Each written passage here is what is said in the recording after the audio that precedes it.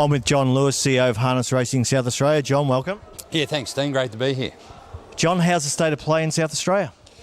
It's like the code around the country, Dean. We've got our challenges. We've just come out of a really good summer carnival with the SA Cup and Smolder winning, which was fantastic. We're in the middle of our country cups at the moment, so I think this time of year is always an issue. We had to unfortunately postpone the Kadina Cup meeting, which we've rescheduled to next Friday night at Pirrie. So this is a time of year that I think gets a lot of people excited, and we've got a whole range of initiatives happening in the industry. So at the moment it's a good time of year for harness racing. From an outsider, the two big stories that seem to be positive to me is the announcement of the new review. So I'm going to ask you about that. And the second one is the success of your syndicate with the Adelaide Crows. That just seems to be a great news story. Can you tell us about that first, and then I'm going to drill you a bit about the review? Yeah, sure. It's a good point. Syndication is a really important way to get new people involved in our code. So we decided to approach Josh Jenkins, one of the star players at the Adelaide Crows, to be involved in our syndicate, and it's really get new people involved in the code, or people who haven't been involved in the code back involved in harness racing.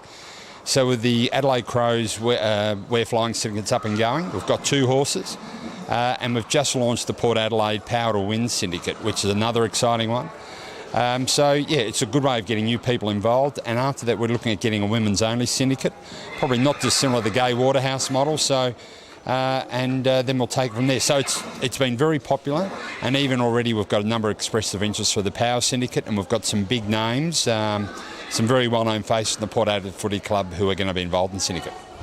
Now, the review is going to be an interesting one because Victoria did an extensive review and the Minister received 18 recommendations, which they took. It's very difficult for boards and administrators to sort of implement the reviews, and especially, if they're critical of you and your team. How are you going to handle that? Well, look, if it's in the best interest of the industry, we've commissioned Brian Cunningham, who's a well-regarded administrator in South Australia, to do an independent review. We've got a slightly different structure to Victoria in that we're not a statutory body, we're a corporatised organisation. So the board's commissioned the review. It's going to be a warts and all assessment of the governance of the code. It's not about racing per se or handicapping, but it's really about the structure of the industry. So it's taking, if you like, an overall view about how this code is run in this state, both from a governance point of view and from a management point of view. This is the first review since the code was corporatised back in 1999. So it's particularly important we have a model for harness racing in this state that meets the needs of the industry going forward, because the current model does need overhauling, in my personal view, but really it'll be up to Brian Cunningham to come up, interview, make an assessment, and then come up with a series of recommendations. So I'm really looking forward to the review. We want a review, and we think it's going to be ultimately the best thing that will happen to this industry and setting the framework for a positive future. The intel I get from HRA, Chris' appointments on the national body's been a positive for the sport. Could you give me a comment about that? And obviously you've got a new board member here with Gary Crocker. How's he fitting in, and how is the board working together to drive harness racing in a better direction in South Australia? Yeah, I think all new directors bring a different degree of expertise and interest and passion, and so we've got an excellent board.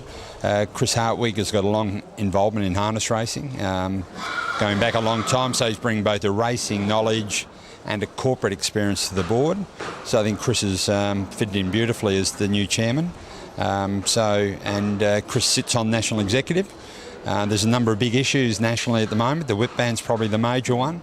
But Chris is in there fighting very hard for participants. He's very much in touch with participants, what their views are. We had a major forum recently that Chris attended in relation to the whip forum.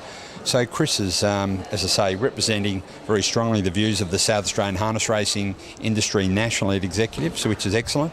Gary brings a very strong racing pedigree to the role as a director. He's been appointed by the country clubs. He's got a strong background growing up in Pirrie. He's a very prominent breeder and owner, so Gary's bringing much needed racing experience to the board. So I think both gentlemen have really complemented the existing skills on the board, and as you know, without a strong board you don't really have a strong code, so we're very positive about the future there. John, this sale, a lot of work's got involved from Botcher and other people to get up and going. One of the challenges I see with it, one of your better breeders in the state had to send 5 yearlings to APG in Melbourne to sell his horses there, and one sold for $70,000, and I can understand that, but is there something that the state can do to keep those breeders, to give them the confidence to sell their product locally going forward? I think so, Dean. I think we can create a niche here in South Australia and complement the APG sales. As you know, this sale is happening today in mid-February.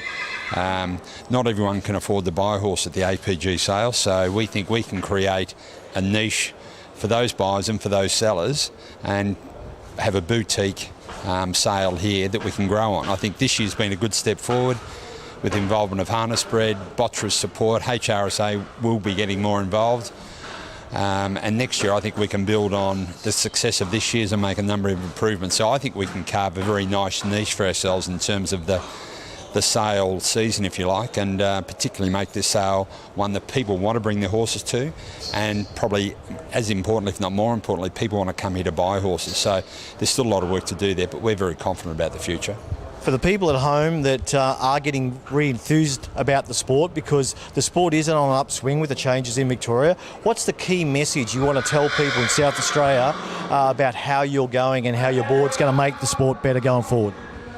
Well, I think they can have confidence in the board of management that with the resources that we've got, we're actually making inroads. We've had a very good start to this financial year. Wagering, particularly through the corporates, has increased. So we're having, financially, the code's having a very good year.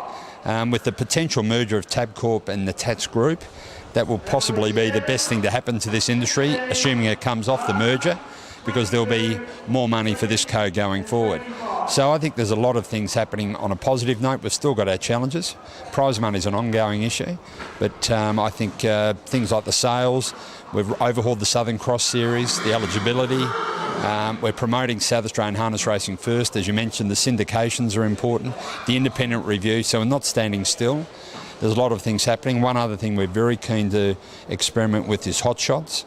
Every code, every sport I know is talking about having the equivalent of 2020 cricket. That's our equivalent. No other state's done it, so we're going to pilot it probably mid this year. So, there's a lot of challenges, but I'm very positive, and I'd say participants be positive about the future, because I think with the independent review and the outcomes that come out of it, I think there's going to be some very positive things happening.